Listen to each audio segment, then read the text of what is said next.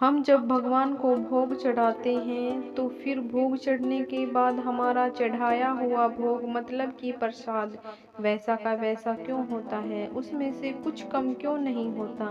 क्या आपको भी इस प्रश्न का जवाब नहीं मिल रहा है? क्या आपको भी इस प्रश्न का जवाब जानना है? तो फिर ये कहानी आपके लिए है।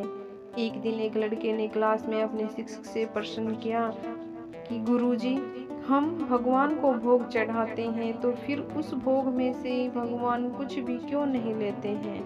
हमारा प्रसाद उतना का उतना क्यों होता है, उसमें से कुछ कम क्यों नहीं होता? गुरुजी ने उस लड़के को तत्काल कोई जवाब नहीं दिया। उन्होंने उस बच्चे से कहा कि मैं तुम्हें इसका जवाब कुछ समय के बाद देता हूँ। उस दिन गुरुजी ने पाठ के अंत में एक श्लोक पढ़ाया। पाठ पूरा होने के बाद गुरुजी ने सभी शिष्यों से कहा कि वे सब पुस्तक में देखकर श्लोक कंठस्थ कर लें।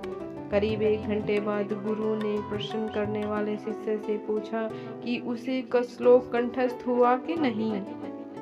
शिष्य ने पूरा श्लोक शुद्ध शुद्ध गुरुजी को सुना दिया, फिर भी गुरुजी ने सिर नहीं में हिलाया। शिष्य ने गुरु से कहा, अगर आप चाहो तो आप पुस्तक देख लो।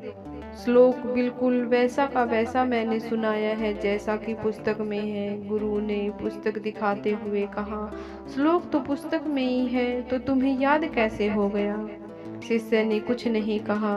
गुरु ने कहा, पुस्तक में तो जो श्लोक है वह स्थूल रूप में है, तुमने जब श्लोक पढ़ा तो वह सूक्ष्म रूप में तुम्हारे अंदर प्रवेश कर गया।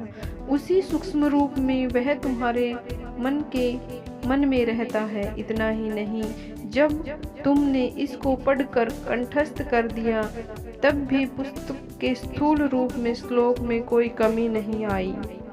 इसी प्रकार पूरे विश्व में रहते हुए परमात्मा हमारे द्वारा चढ़ाए गए भोग को सूक्ष्म रूप में ग्रहण करते हैं और इस स्थूल रूप के वस्तु में कोई कमी नहीं होती है। उसी को हम प्रसाद के रूप में स्वीकार करते हैं। शिष्य को उसके प्रश्न का उत्तर मिल चुका था। शिष्य को तो उसका जवाब भी मिल गया था। क्या आपको भी अपने प्रश्न का जवाब मिल गया?